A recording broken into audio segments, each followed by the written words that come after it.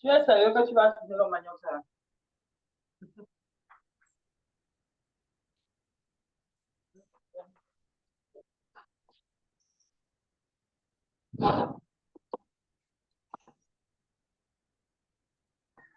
Vous pouvez partager votre écran alors. Oui, c'est ça que j'essaie de faire. OK.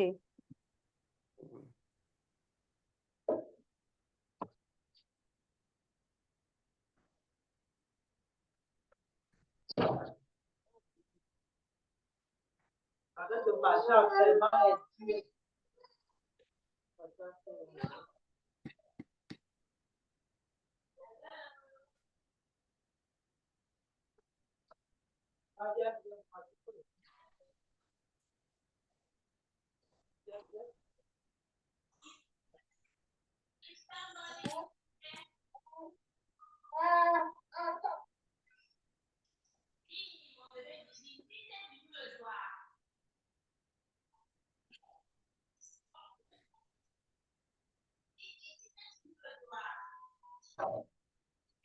Ok, je pense que vous voyez mon écran.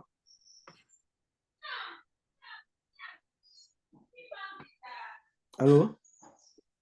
Oui, c'est bon. Oui, c'est bon. Ok.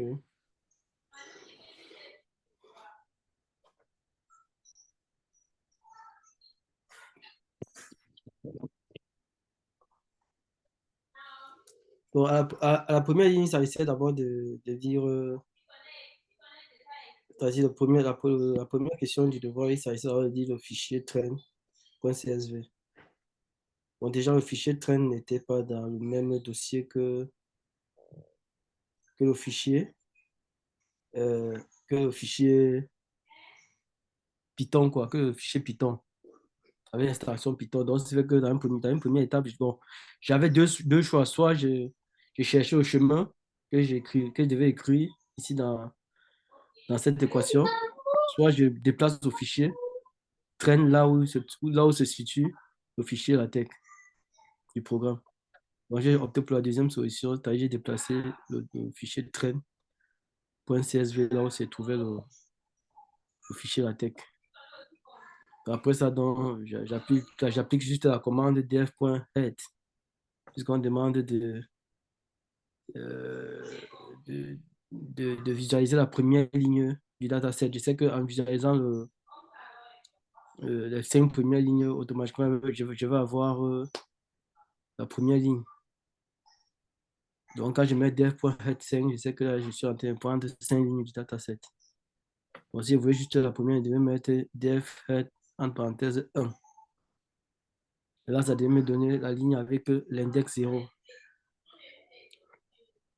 Donc, maintenant, là, on peut voir le dataset, on peut voir les différentes caractéristiques qui sont données là en noir, c'est-à-dire passenger, survivor, p-class, name, sex, age, ainsi de suite.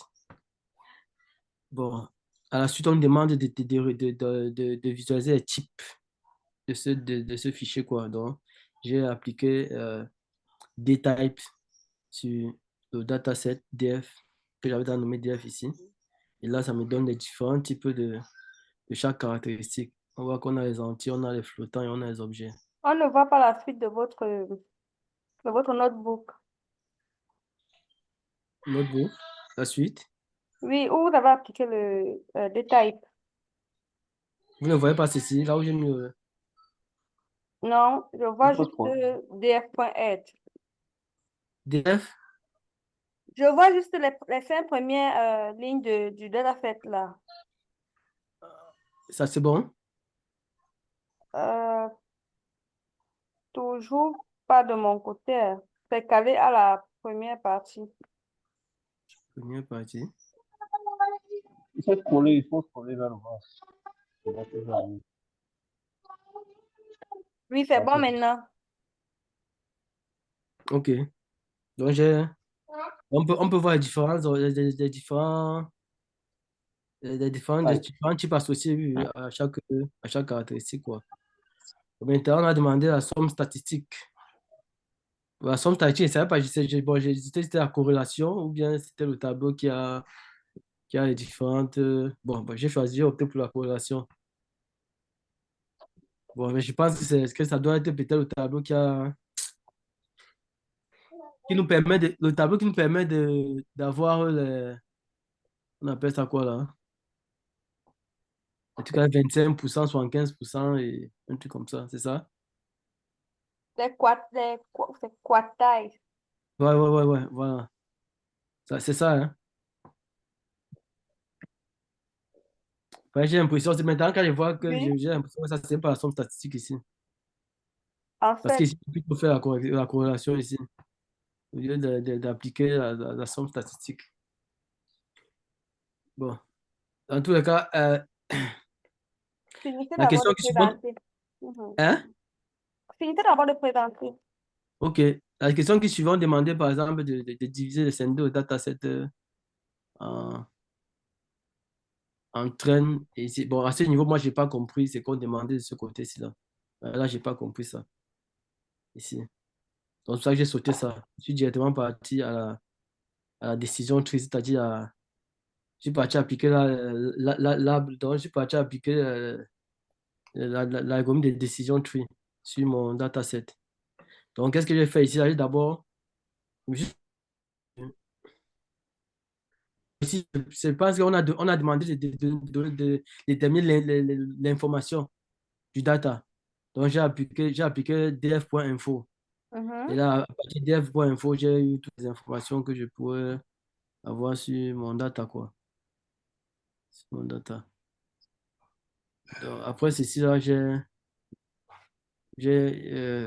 on m'a donné certains caractéristiques avec lesquels je devais travailler. Euh, Segment, faire H, P, classe, ainsi de suite. Bon, j'ai d'abord visualisé les 5 premières lignes de, de ce dataset, quoi.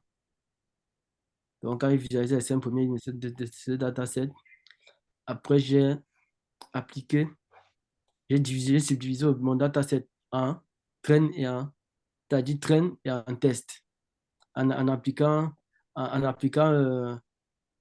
important la librairie train test split, sklearn. Donc, quand je divise ça, donc, on avait déjà choisi, je pense que dans le dossier, on avait déjà, donné certaines indications, c'est-à-dire la taille du dossier test devait être de 33%. Donc, ce que j'ai eu à faire, bon, ici, là, à ce niveau-ci, là, quand on dit dev.drop survive, ici, on est en train dans le dataset, on est en train d'éliminer la cible pour rester uniquement avec les caractéristiques. Et de ce côté-ci, là, on élimine donc les caractéristiques. Puis là dans, dans cette écriture-là, df entre parenthèses survive là, ici, on élimine les caractéristiques, on reste uniquement avec la cible. Donc, c'est comme ça que j'ai défini donc, à ce niveau-ci, là, mes données d'entraînement et mes données de test. Donc, j'aurai 33% des données de test et 67% des données d'entraînement. Après ça, donc, j'essaie donc de définir l'objet ici, dans la série 10. Dans la série 10, j'importe décision tree classifier de la librairie sklearn.tree. Donc, et là, j'ai défini l'objet dans étant D-tree. Et après, je n'ai pas mené mon entraînement sur les fichiers, dans le fichier d'entraînement en écrivant D-tree.fit dftrain, train.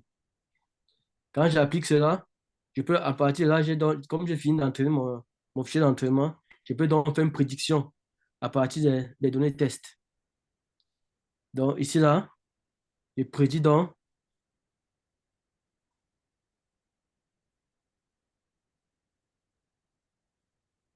aïe, aïe, aïe.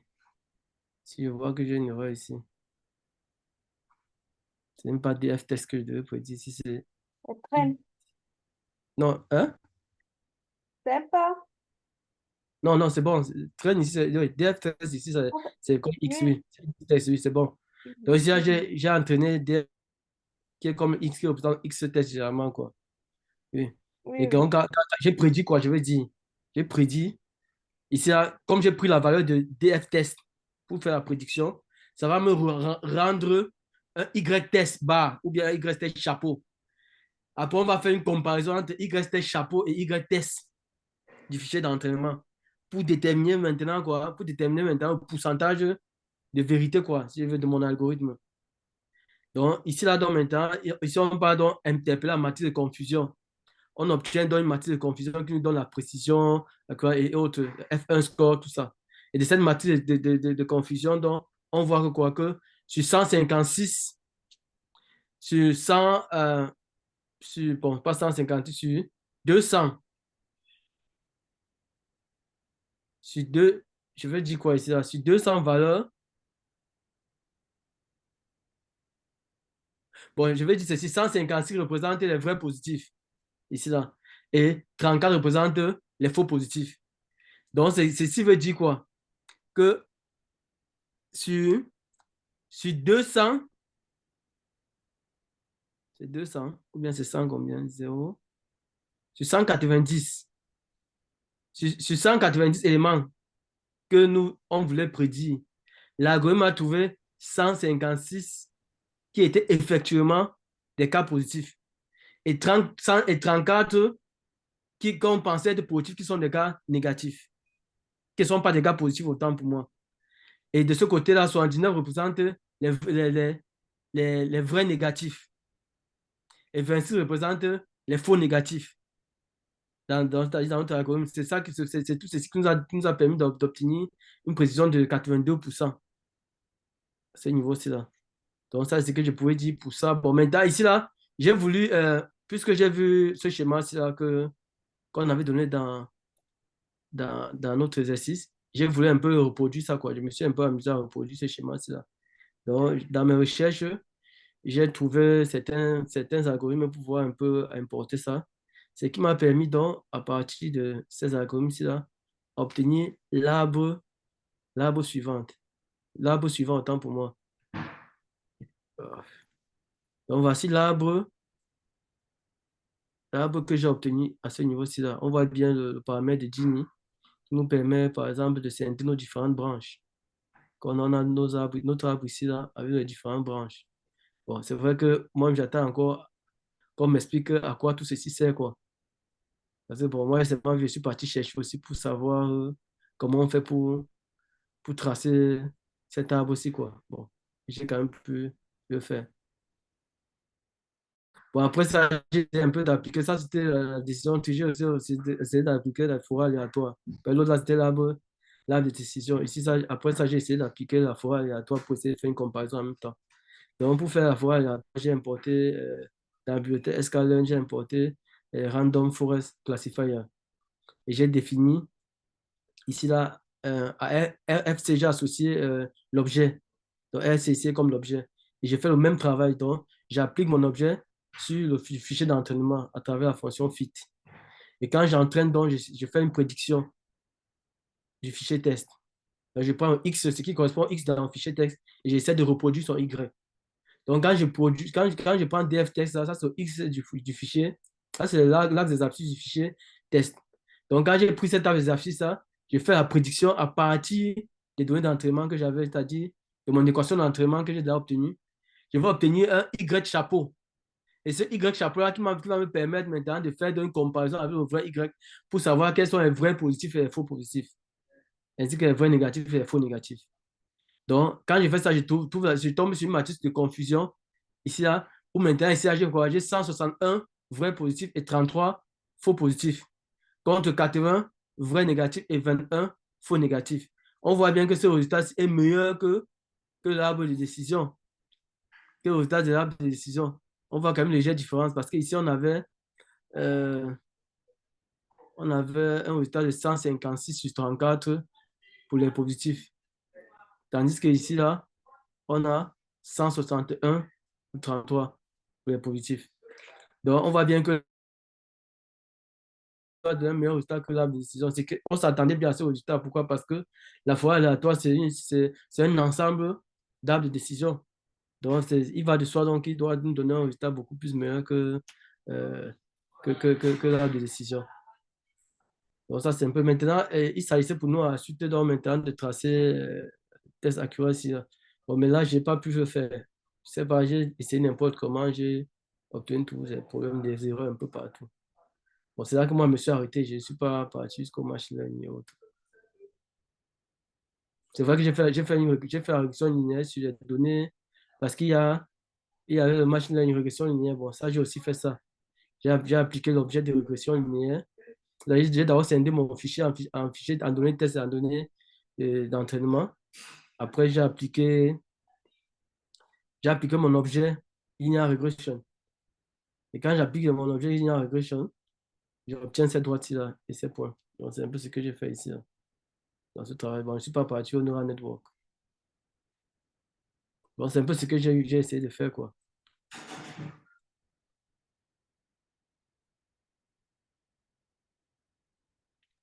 Ok. Allô? Oui, je vous ai écouté.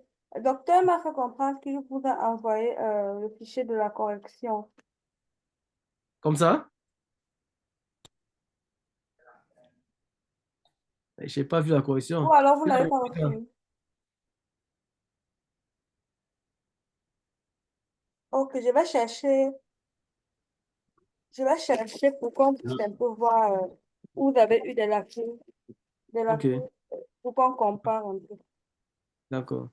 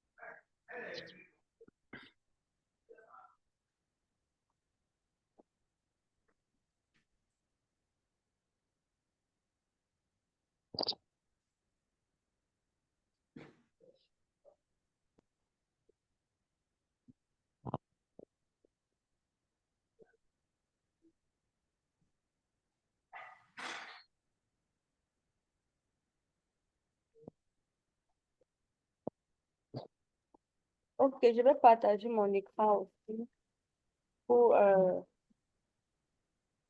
montrer un peu les corrections qu'il a apportées.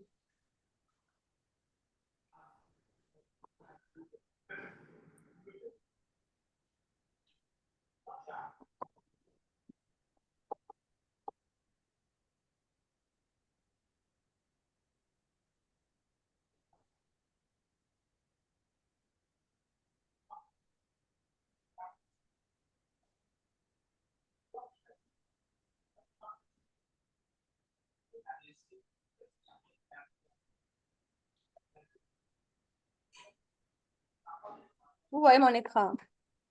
Pas encore. Oui, oui, oui. Pourquoi je ne vois pas son écran, là?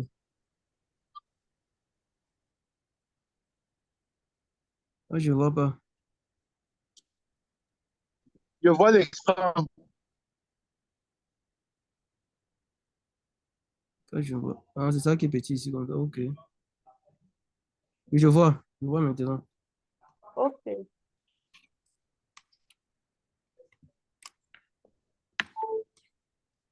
Donc, c'est comme vous avez dit pour les premières parties, afficher les premières lignes du data frame. Maintenant, pour ce qui était de Comme statistique, describe. voilà, la somme statistique, là, c'est C'est avec ça du que j'ai. voilà. Mm. Et c'est donc ce Ça. qui donne les quartiles là. Donc, vous Mhm. regardez.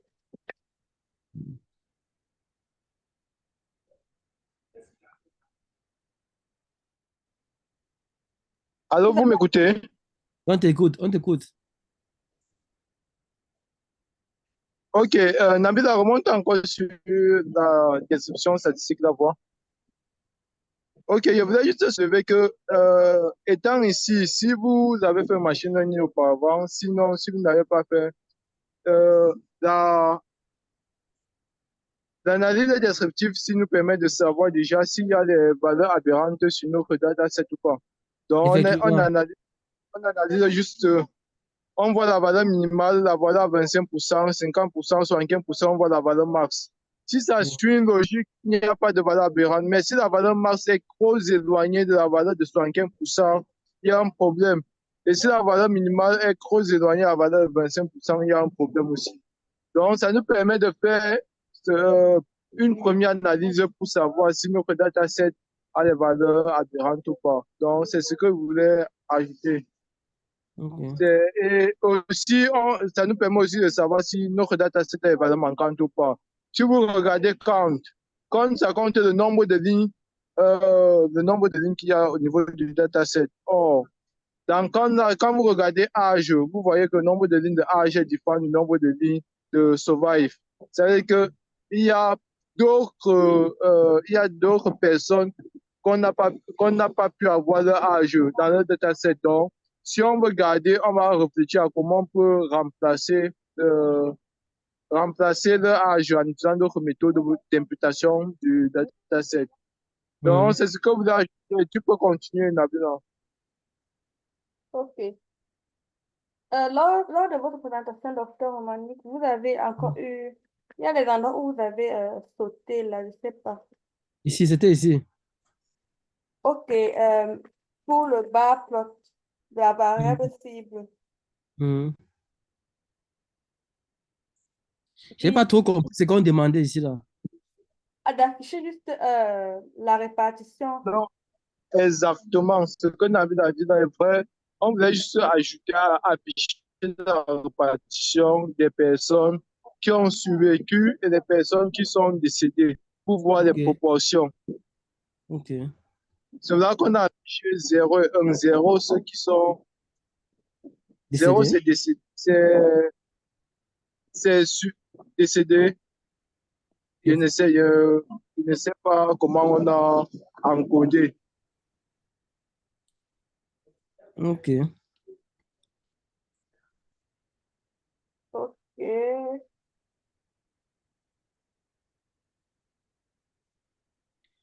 Ça aussi, j'ai sauté ça. Je ne savais pas à quoi ça servait. À cette partie-ci, compute accuracy of this model. Docteur, docteur Chania.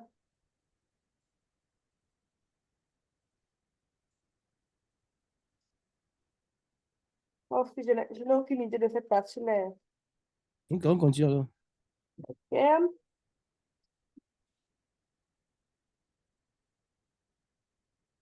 Ok, ici, je pense qu'il fallait imputer les valeurs, comme il a dit, pour pouvoir remplacer les valeurs des âges, non, des personnes dont on n'a pas Oui. pu avoir l'âge dans le data frame là. Et donc, ici, dans ce cas-ci, on utilisait la méthode de la médiane. Ok. Voilà, Et je vois que maintenant, la longueur de AJA est dans montée à 891. exactement, Je c'était vois pour ça. compléter en fait les valeurs manquantes là. Donc, on peut utiliser soit la moyenne, soit la médiane. En tout cas, il y a plusieurs méthodes, mais dans ce cas, on utilisait la médiane. Et vous voyez, comme vous dites, que le nombre total est augmenté. Mhm.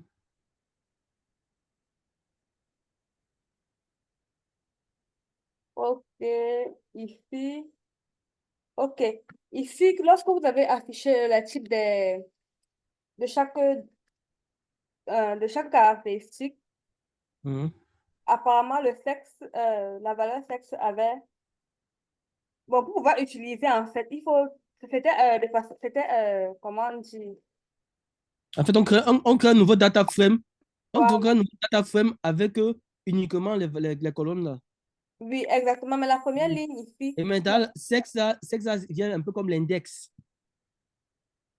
exactement, ça devient comme l'index, mais la première ligne ici, ça permet de la représenter à partir des valeurs numériques. Peut-être pour masculin, on va Effectivement. mettre 0 et pour féminin, on va mettre 1. Mhm. C'est un peu ce que ça permet de Mhm. faire. Donc, vous allez voir qu'à la différence de départ, voilà, on avait mal et fait mal. Et donc là, maintenant, Ok, ok. c'est représenté avec soit des 1, soit des 0 pour pouvoir les différencier. Parce que, Ok. comment dire, l'algorithme va gérer plutôt les valeurs numériques là, comme les autres, en fait. Mhm. Bon, ici, c'est comme vous avez expliqué. On voulait juste diviser notre jeu de données en deux parties, en fait. Donc, la partie test, données de test, ça sera 33% de notre dataset. Mais s'il te plaît, j'ai une question, Nabila. Oui, Pardon, va un peu au fond de la cellule là, à ta ok. droite, à ta droite. C'est-à-dire, bouscule les écritures c'est-à-dire après random state égale à 41, il y a une autre variable là qu'on a ajoutée. Bon, Après random state égale à 41. comme c'est un PDF qu'il a envoyé là, je le Ah, sais. c'est un PDF. Ok, oh là Oui, là, ça va, ça va. c'est un PDF. Il y a une écriture avant que je n'ai pas trop compris. C'est bon, c'est pas habitué, quoi. Je Dans, suis pas habitué. dans ce que vous avez présenté, il y a aussi la même écriture. Oui, je pense. On va revenir alors dessus après. Ok, ok.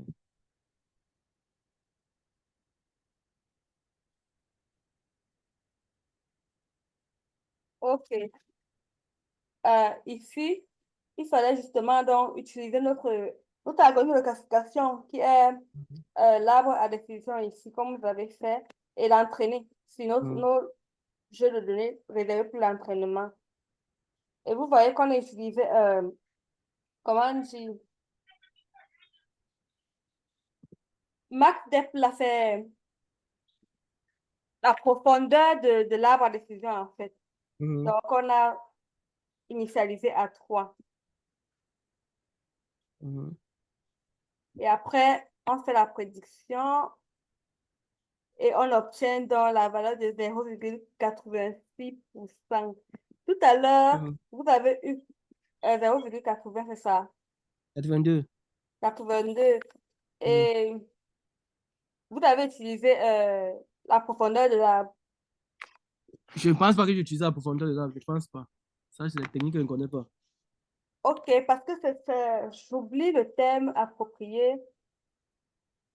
Parce qu'il faut jouer sur certaines caractéristiques propres à un algorithme pour pouvoir Ok, l'améliorer en fait. ok. Voilà, donc, et dans l'arbre à décision, vous allez voir qu'il y a la profondeur de l'arbre. Dans Random Forest, il y a d'autres paramètres qui entrent en jeu pour pouvoir améliorer l'algorithme. Je n'ai pas utilisé ça. Hein. Ouais, je suis revenu sur ça. Je n'ai pas utilisé ça. Ok, c'était juste pour vous montrer il y a d'autres paramètres propres à un algorithme dont vous pouvez jouer dessus pour améliorer l'algorithme en fait. Mhm.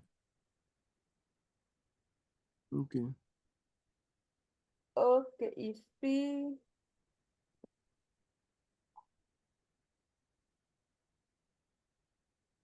Aïe, aïe, aïe. Je vois dans l'erreur. Ici, là, c'est au max de 10 là, qui est égal à 4 là, que je n'ai pas mis. Ah, ok, ok. Ouais, c'est ça que je n'ai pas mis. Comme déjà, je ne savais pas qu'on paramétrait un truc comme ça. Par tout le reste, là, j'ai écrit ça identique. Oui, Ok, c'est l'autre là qui m'a. Je si ne vous savais voulez pas ça. changer. Oui, Ok. oui. Donc, de toutes les façons, on va vous envoyer la correction si. Oui.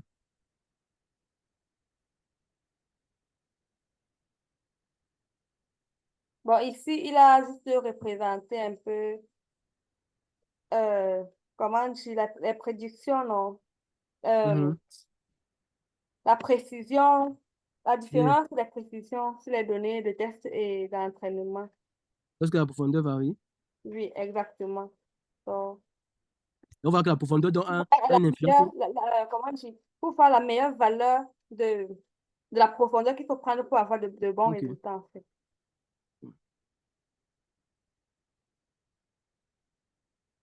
Ok, ça c'est la partie de machine learning que vous avez dit, vous n'avez pas fait ça. Bon, j'ai fait ceci là quand même, la régression. Ok.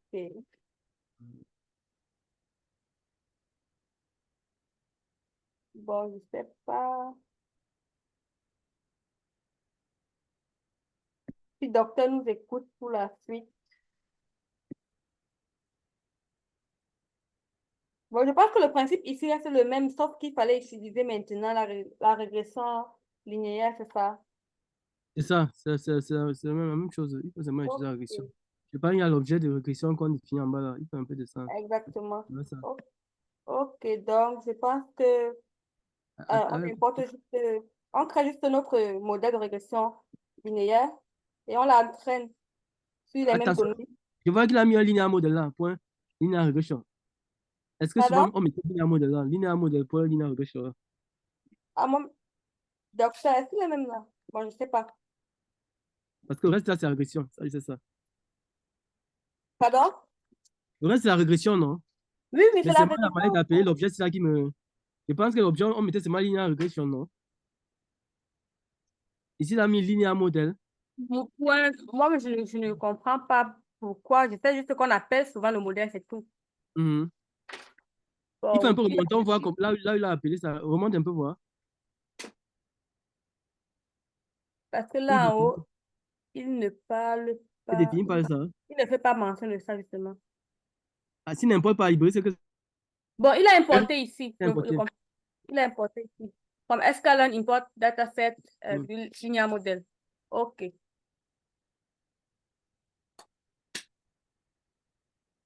Donc, c'est peut-être pour ça qu'il fait linear model Oui. dot linear Mhm. regression Oui, pour pouvoir oui, l'utiliser après.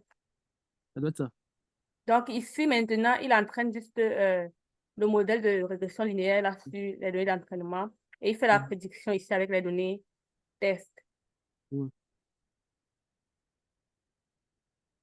Et Attends un là, peu. il Attends. cherche à calculer le coefficient de régression. S'il te plaît, attends un peu. OK. Ok, oui. Je vais un peu voir ça. Tu m'as vu, il cherche à calculer le côté régression, oui, c'est bon. Mhm. Mhm. Et il affiche, je crois, oui, il affiche le coefficient et il affiche la moyenne, là, le mean square error, l'erreur quadratique moyenne. 2548, non, oui, moi j'ai trouvé ça, j'ai trouvé la même chose que lui. OK. J'ai trouvé la même chose que lui. La régression linéaire. Bon, les réseaux de neurones, Mhm. vous avez fait ça aussi. Donc, j'ai pas fait ça. J'ai pas fait ça. C'est que j'étais tellement bousculé. J'ai une autre présentation à donner moi-même tout à l'heure. Donc, Et donc, je sais pas s'ils nous écoutent parce qu'à ce niveau-là, donc, si on a au fichier, on peut se débrouiller, hein, vraiment. Si tu envoies au fichier, je pense que on peut se OK. Et débrouiller. pour le moment, Georges Maxime, c'est bon. Du tout, du tout. Boss, mais je ne veux pas retenir tout le monde en arrière. C'est celui qui a certainement le mot de base dans le domaine, donc je vais essayer de lire. OK, je pense que pour cette partie de réseau de neurones, il faut avoir la main dessus. Donc, vous allez peut-être Non, vous-même envoie au pratiquer. fichier déjà d'abord. Tu vois un peu, hein? Oui. Oui, à partir du fichier, on peut essayer de s'exercer encore là, la prochaine fois. Oui, oui, de vous exercer, Pour avancer le justement. cours, on peut poser la question qu'on a dessus, quoi. Tu vois un peu. OK. Parce que Bon, je pense que le reste, c'est toujours ouais. faire. MLP, oui, c'est toujours recevoir le fichier pour pouvoir pratiquer. Peut-être noter vos questions pour les poser à doc à la prochaine séance. Effectivement, effectivement. OK. Donc, Romani, j'espère qu'on a répondu à vos questions sur les premières parties, quoi. Oui, oui. Donc, je vais encore bien m'asseoir pour refaire tout ça. J'ai dit que j'ai fait ça très rapidement. Pareil, moi, j'ai préparé une présentation que je dois donner aux gens tout à l'heure. OK. Georges Maxime, on vous prie de faire aussi en semaine, comme vous avez dit, pour avoir la main dessus et Mm. d'être en phase avec les autres. Donc, on va nous seulement au fichier. Je pense qu'avec au fichier, on va pouvoir mettre OK, des points sur les. je le fais dessus par là. D'accord, merci bien. OK. Donc, bonne soirée et au prochain cours. Merci. Merci bien.